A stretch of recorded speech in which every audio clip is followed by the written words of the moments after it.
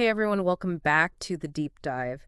We're going to be taking a closer look today at a pretty important issue that's been highlighted in the Indian Express, something that's especially relevant if you're a UPSC aspirant trying to keep up with current events, especially those impacting India's infrastructure.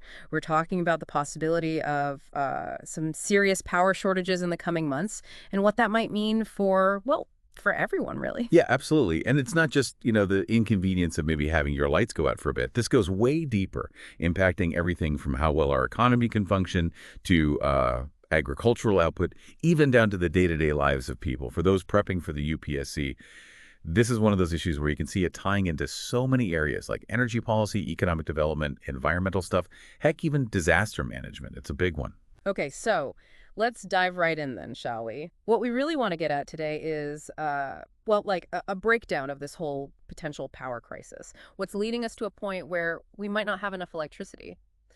What are the hurdles in making sure a country as big as India has all the power it needs? And importantly, what's being done about it both right now and in the long run?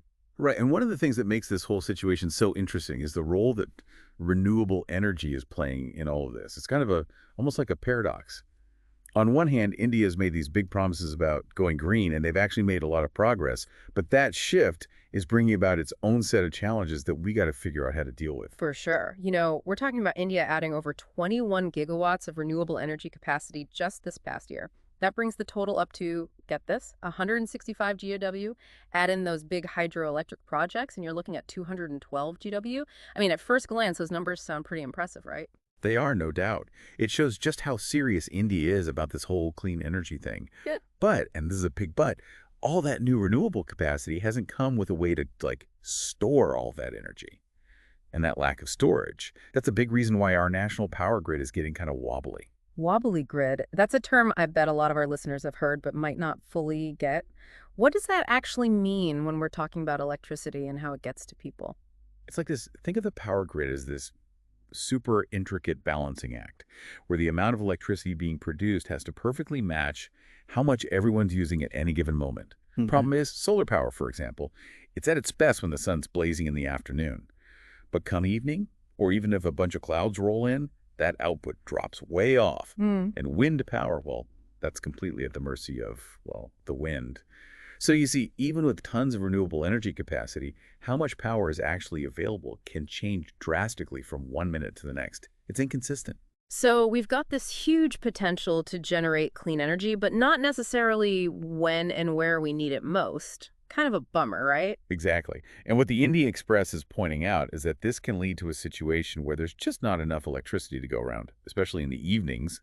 That's when everyone's getting home, turning on lights, ACs are cranking up, especially in places like North India where summers get brutal. Yeah, that makes sense. So even though renewable energy is a big part of our future, we're still heavily dependent on those traditional power sources, those big thermal power plants that keep the lights on no matter what. Right.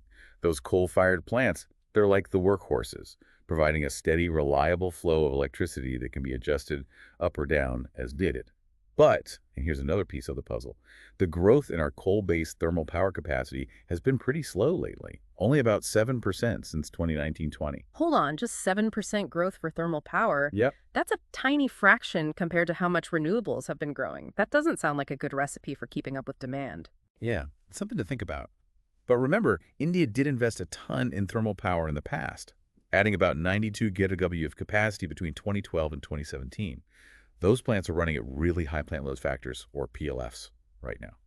Quick pause for our listeners studying for exams. What exactly is a PLF? It's basically a way to measure how much a power plant is actually producing compared to how much it could produce if it was running full tilt all the time. So a high PLF means those thermal plants are already working close to their limit. They can't just suddenly crank out a bunch more electricity when demand spikes. Gotcha. So we've got booming renewable energy, but it's a bit unpredictable, limited growth in our reliable thermal power. And then there's the big kahuna, the fact that India's overall demand for electricity is shooting up. Bingo. India's peak power demand has gone from 169 gigawatt back in 2018-19 to a whopping 250 gigawatt in 2024-25. And get this, they're projecting it could hit 270 gigawatt this summer. For those following along for UPSC prep, that right there shows you how much India's energy needs are growing as the economy expands and the population keeps rising. That is a massive jump in demand in a pretty short time. It is. And when you combine that soaring demand with the fact that we're leaning more and more on renewables, which, remember, can be a bit finicky. They've gone from 72 GW in 2019-20 to over 150 GW just last February. It's no wonder keeping the whole power grid stable has become such a headache. It's like this constant scramble to make sure supply and demand are in sync.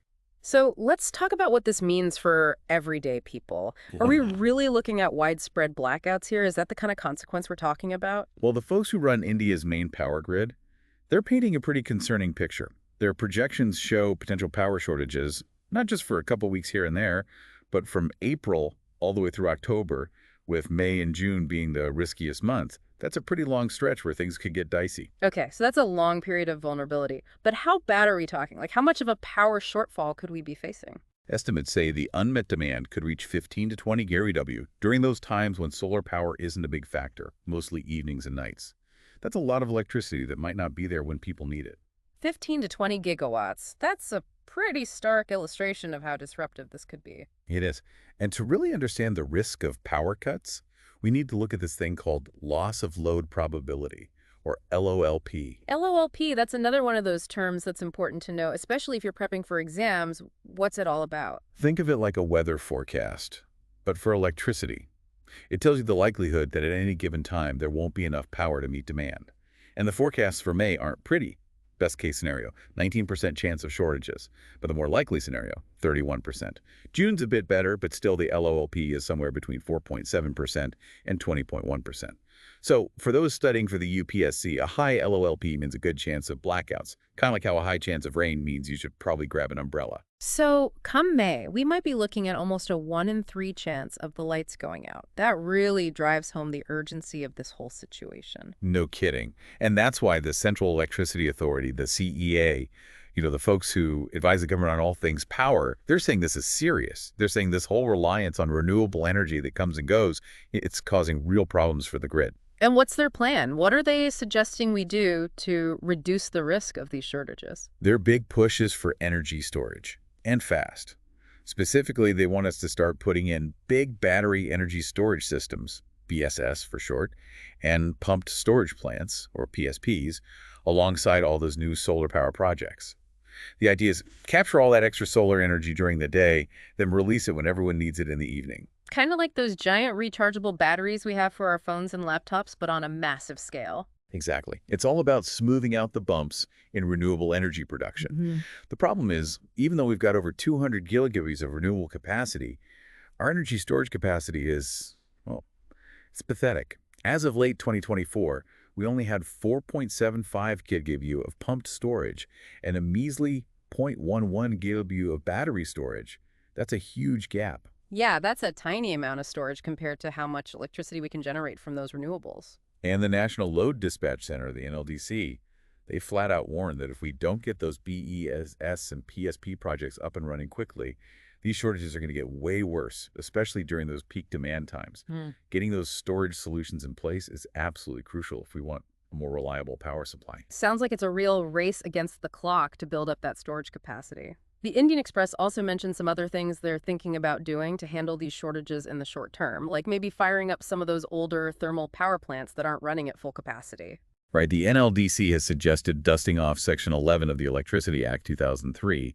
Basically, it gives the government the power to tell power companies to run their plants at max capacity if there's an emergency.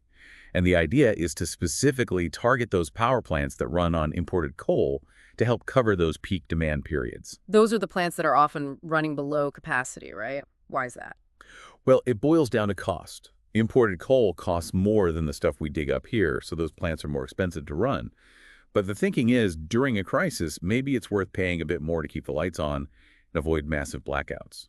So we might need to shift our priorities a bit in the face of this potential crisis. The article also brought up something called the hidden costs of renewable energy. Can you break that down for us? It's a really important point to consider. Sure, the cost of generating power from solar and wind has come down a lot. But some folks are saying that when you factor in the whole system, it might not be as cheap as it looks. See, to deal with the fact that renewables aren't always consistent, we often have to keep those older, dirtier thermal plants on standby, ready to jump in when the wind dies down or the sun goes behind a cloud. And keeping those plants ready to go costs money, even when they're not actually producing power. So those standby costs for keeping the grid stable, they're not always included when people talk about how cheap solar and wind are. Nope. And some experts are saying that when you add in those hidden costs of keeping thermal plants ready to back up the renewables, the real cost of renewable electricity can be almost double what it looks like at first glance. It's a reminder that just because something seems cheaper on the surface, it doesn't mean there aren't other costs lurking beneath the surface. That's a really important point to keep in mind when we're comparing different energy sources. Okay, let's talk a bit about policy now. The Indian Express kind of hinted that some decisions made in the past might have contributed to where we are now. Yeah, for sure. The choices we've made about energy over the last decade have definitely shaped things. For example, in the National Electricity Plan from 2017-22, there was this big push to move away from coal. They said no new coal plants, except for the ones that were already being built, which was about 50 GW worth. And they weren't too keen on using imported coal either, worried about prices and where it was coming from. It sounds like the goal was to transition to cleaner energy as quickly as possible, which is a good thing in the long run, right? Totally. But the argument is that maybe we went a little too fast, maybe without having all the pieces in place, like enough energy storage and a solid plan for maintaining that baseload power. It's tricky, trying to balance our desire for clean energy with the need to keep the lights on right now. So, given everything we've talked about, what are they doing now to fix things? What are the policy changes that are being made to prevent these power shortages and make sure India has enough electricity in the future? Well, they're realizing that maybe some course correction is needed. There's a new focus on nuclear power, using a standardized approach to get those plants built faster. They're also rethinking their stance on new thermal power plants, at least in certain regions. As we talked about, they're willing to use imported coal to get those idle plants running again. And most importantly, the CEA is saying all new solar projects have to include energy storage. They're finally getting serious about making storage a key part of the renewable energy puzzle. So it's a multi-pronged attack, hitting the problem from different angles, more nuclear, maybe some new thermal plants, making sure the existing plants have fuel, and making energy storage a must-have for new solar projects. Exactly. They're trying to make the whole power grid more robust and reliable, especially during those times when demand is high and renewable energy production is low. For our UPSC folks out there, this is a great example of how energy policy can evolve and adapt. Definitely something worth paying attention to. All right, let's recap the key takeaways for our listeners, especially those gearing up for their UPSC exams. We've seen how India's push for renewable energy, while a good thing for the environment, has created some unexpected challenges for our power grid, mainly because we don't have enough energy storage. Add to that the slow growth in thermal power and a huge surge in demand, and you've got a recipe for potential power shortages this summer. And what makes this whole thing so interesting is how everything is connected: energy policy, building new infrastructure, economic growth, environmental concerns. You can't really look at any of them in isolation. That's the kind of thinking you need to ace those current affairs questions on the UPSC, both prelims and mains. For sure. And there's no easy fix. It's Yeah. going to take a lot of investment in new energy storage technologies, being realistic about the role of thermal power, and making sure the policies we put in place are actually effective. It all boils down to this. We want a cleaner energy future, but we also need to keep the lights on right now. It's a tough balancing act that requires careful planning and being willing to adapt as we go. So as India keeps moving towards a future powered by more and more renewable energy, the big question is, can we get enough energy storage in place fast enough? Can we make sure all those solar and wind farms can deliver reliable power when and where it's needed? That's something we all need to think about. And for those of you studying for the UPSC, this whole issue is a goldmine. Digging into the details of how our energy infrastructure works, how policies are changing, and the economic implications, that's all going to be incredibly useful, especially for those current affairs sections on the mains exam.